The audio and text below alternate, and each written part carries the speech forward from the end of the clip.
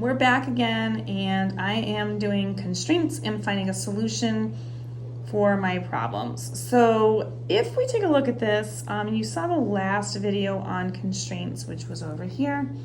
This ugly, terrible number that we got for, well, it's not terribly ugly, but you know, it was a fraction that really didn't go in nicely. So if you saw that, you got a chance to see how constraints work. So again, we're looking at constraints. If x is in the denominator of a fraction, that fraction can't end up being 0 because it's not possible for me to have 0 as a denominator. So this is pretty easy to tell. What number minus 3 is going to give me 0? The only possible answer is 3.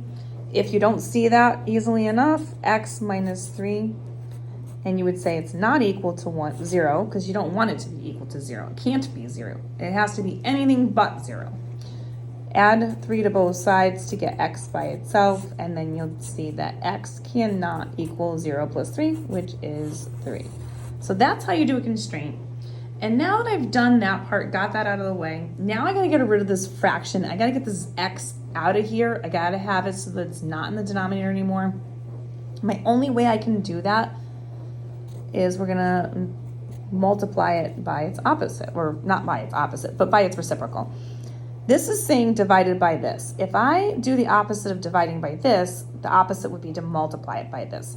So I'm gonna multiply this by the x minus 3, but I can't just do it there. I've gotta do it to this constant. I also have to do it over here to that fraction. So we're gonna multiply all 3 parts by x minus 3. Now, because this fraction and the first fraction here and this fraction over here are the exact same thing, the same thing is going to happen. The x minus 3's are going to cancel each other out there. They're also going to cancel each other out there. Now, the only x minus 3 remaining is up here next to that 6. It's times 6. So what's left here is this 8. And then we have the plus 6 that's got to get multiplied by x minus 3. And then it's equal to what's left over here, which is just this minus 4x. Okay, so now I'm going to distribute. 6 times x is 6x.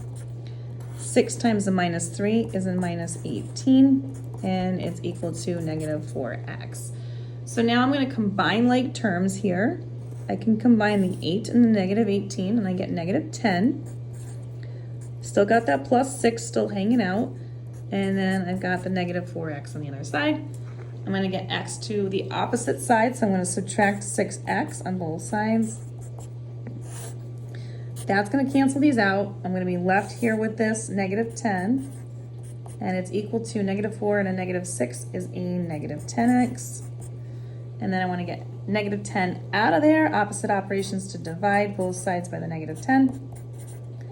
The 10s are now gone. X is all by itself, and it's equal to negative 10 divided by negative 10, which is a positive 1. And if you want more questions like this, you can find them on my YouTube channel, You Want Algebra. Check them out under the equation section.